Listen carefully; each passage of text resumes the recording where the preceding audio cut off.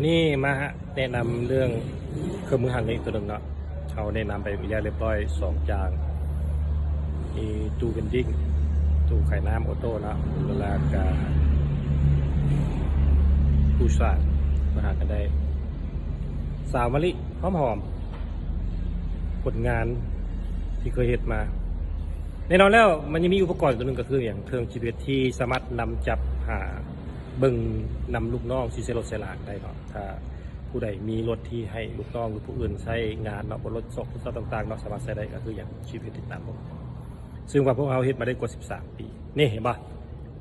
ว่ามีลูกน้องเห็นป่ะนี่มันนอนเซเองเง่งหันเนาะมาลินโทรศัพท์นี่งูมดทุกอย่างในบ่แม่นอย่างไรว่าจะเป็นเนาะ GPS นี่มันจะบอกเตือนติ้วๆว่าจะเป็นเนาะอย่างงูมันล้มอย่างมันนินทาหัวหน้าใดๆว่าจะเป็นเนาะโทรไปโลดมันมีเบอร์โทรพร้อมตัวระบบ GPS นี่ปั๊บเนาะสามารถอย่างเพิ่งได้ย้อนหลังได้ถึง30 วันฮู้ว่าแต่ละมือมันไปใส่มาใส่ได้เพราะว่าจะเป็นรถไฟฟ้านี่ก็ติดได้รถคันน้อยนี่ก็ติดได้รถคันใหญ่ก็ติดได้เนาะสิเป็นรถอย่างในรถบรรทุกต่างๆก็เป็นอย่างก็ติดได้คือกันบ่มีปัญหาจะทั้งหมดเลยเนาะสามารถว่าใส่ได้ทุกรุ่นเนาะบนรถไฟฟ้ารถน้ำมันต่างๆใส่ได้ปกติหมดเลยเนาะสามารถนำได้เนาะเหมาะสมสำหรับท่านที่ว่าให้ผู้อื่นต้องได้ขับรถแทนทานองค์กรเนาะแก้ของแก้เครื่องต่างๆแน่นอนแล้วคืออย่างเพื่อความมั่นใจเพื่อความปลอดภัยและเป็นการ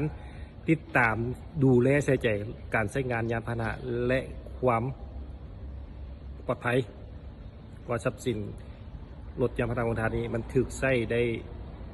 ถึงจุดประสงค์เป้าหมายที่พวกท่านวางออกได้ฉะนั้นก็คืออย่าลืม GPS จากพวกเขาของ HM เนาะมันมีหลายชื่อด้วยกันเนาะเพราะเขาเห็นมากว่า15 ปีเนาะระบบ